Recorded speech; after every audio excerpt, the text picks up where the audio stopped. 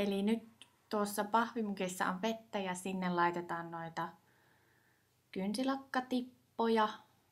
Noin, valkosta meni siinä. Sitten vielä toista väriä tuohon, turkoosia. Noin.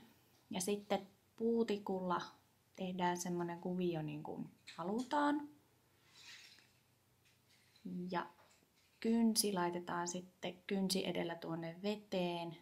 Teippiä on siinä ympärillä ja sitten vaan tuolla tikulla otetaan toi muodostunut kalvo tuosta pois.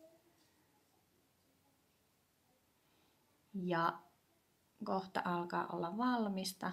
Vielä pitää tuo teippi tuosta poistaa. Mitenkäs se siitä lähtee? Noin.